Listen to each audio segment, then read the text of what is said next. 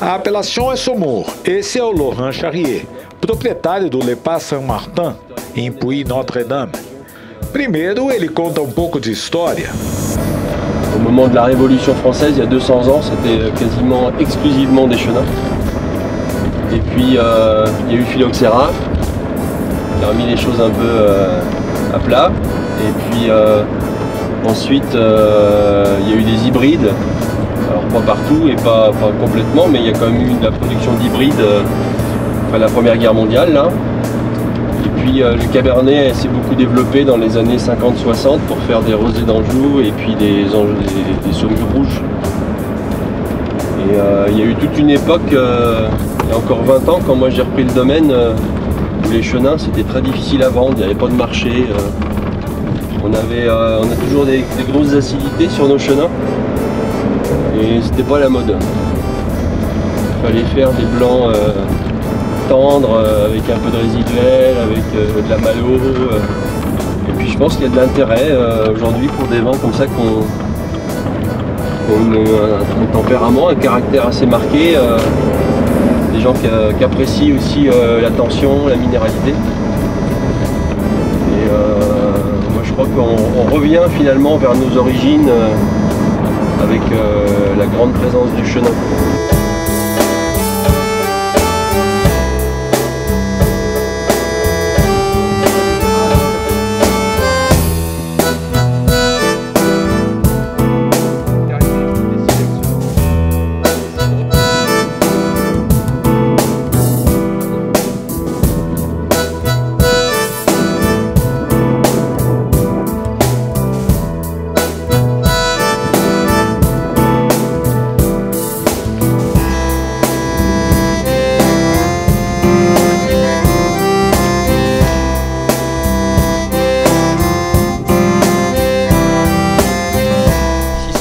Saumur principalement et aussi Anjou. Nous on est à Douai-la-Fontaine, le village là, qui est au carrefour de l'appellation Saumur et de l'appellation Anjou. Quand je dis carrefour, c'est qu'en fait on est d'un côté sur les calcaires, c'est le Saumur, et de l'autre côté on est sur des schistes, et là c'est l'Anjou. C'est un domaine qui a une quinzaine d'hectares et qui depuis quelques années je réoriente beaucoup vers les blancs, parce qu'on a vraiment des terroirs qui vont bien pour le blanc, c'est des calcaires du Jurassique avec des silex dessus. Et ça fait des belles finesses sur les chenins. Et voilà. Et aussi un peu de cabernet, on fait des rouges forcément. On va aller voir le terroir? Oui. Ouais.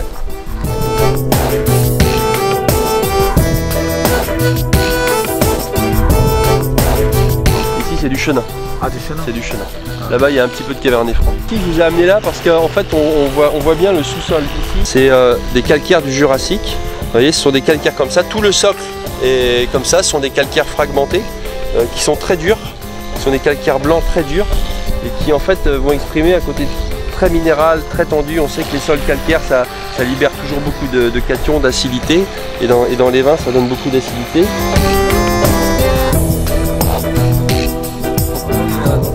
Vraiment le calcaire à fleurs, oui. Là, vous voyez. On a plus de pierre, oui. Calcaire.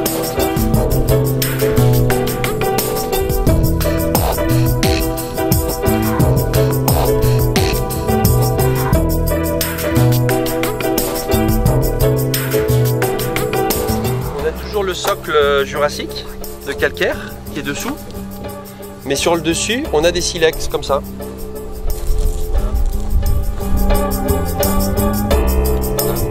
Silex. Et ici il y a la pierrefrite, alors ici un peu moins mais on peut se déplacer un peu, là-bas il y en a vraiment beaucoup. On a d'abord toute une couche de silex avant d'arriver au calcaire, ce qui fait que pour la vigne, quand on plante la vigne, pour les jeunes vignes, c'est parfois difficile parce que les premières années, elle est d'abord dans le silex et il faut vraiment qu'elle arrive à descendre et qu'elle arrive dans la fraîcheur du calcaire pour pouvoir avoir de l'eau, quoi. Et pendant 2 ans, c'était très dur parce qu'il y a beaucoup de silex, donc il n'y a pas de réserve en eau dans le silex. Et elle a vraiment tiré la langue, on a été obligé de l'arroser beaucoup les premières années. Et puis depuis 2 ans, hop, ça y est, elle est partie parce qu'en fait les racines sont arrivées dans le calcaire. Et le calcaire, il a quand même la capacité de retenir l'eau. Oui. Donc en fait, ça fait un stock. Ça fait une réserve d'eau pour la vigne et elle peut puiser dedans. On connaît un petit peu les caractéristiques des silex. C'est une roche qui est très dure, qui donne très vite un côté un peu un peu fumé. On parle de pierre à fusil, de minéralité. On est souvent sur des vins comme ça qui sont sur de la tension, sur des vins très tendus, très en longueur. Ça fait pas forcément des vins étoffés.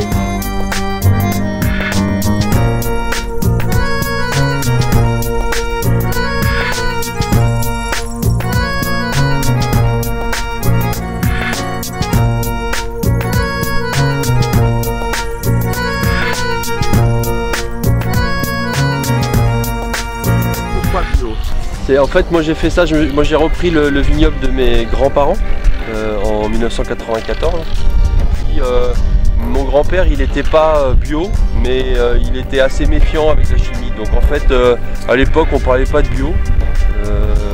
Il pouvait désherber chimiquement la vigne un peu, mais on travaillait les sols déjà. Donc il était, voilà, c'était pas quelqu'un qui était très chimique. Et puis moi je pense que j'ai une fibre un peu écolo depuis un bon moment, alors assez vite je suis parti vers ça et je me souviens que ces années-là c'était aussi en France, pour moi ça fait un déclic, hein, c'était la période de la crise de la vache folle et je crois que dans mon cas ça a été un peu déclenchant ce problème-là. Alors j'ai pas de vache hein, mais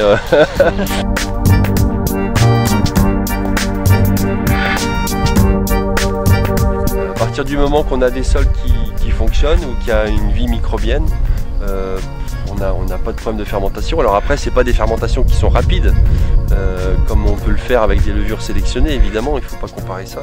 Mais on a des fermentations qui vont au bout, qui fonctionnent, et puis qui participent à la typicité des sols. Moi je pense que les levures, c'est des micro-organismes qui viennent du sol, il ne faut pas l'oublier, elles ne viennent pas sur la vigne comme ça, elles viennent à partir du sol. Donc les souches de levure, elles ont une typicité qui est liée au terroir finalement.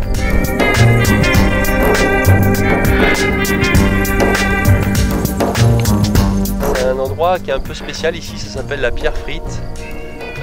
En fait on pense, on est sûr même, que c'est un lieu qui autrefois au néolithique était occupé. On a trouvé des silex taillés ici, des pointes de flèche ou des pointes de lance. Je pense en fait que le nom Pierre Frite ça vient de là, c'est-à-dire les gens autrefois venaient se frotter sur ces pierres qui étaient posées à des endroits bien particuliers pour capter l'énergie du sol, l'énergie tellurique. Ils étaient sûrement plus sensibles que nous à ces questions-là. Et en fait, ils venaient quand ils étaient malades ou quand ils avaient besoin de se recharger un peu en énergie. Et c'est des lieux vraiment très puissants, très forts.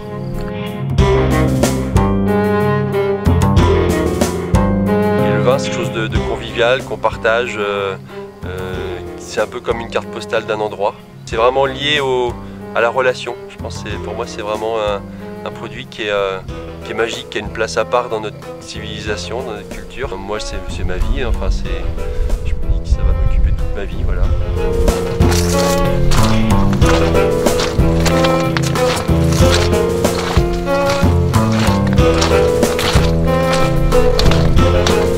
Bonjour.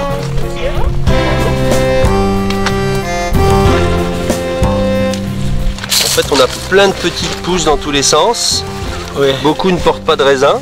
Hein, et en fait, on va retirer vraiment tout ce qui est inutile au raisin. Et ce qui va permettre, de se concentrer sur ceux qui portent du fruit.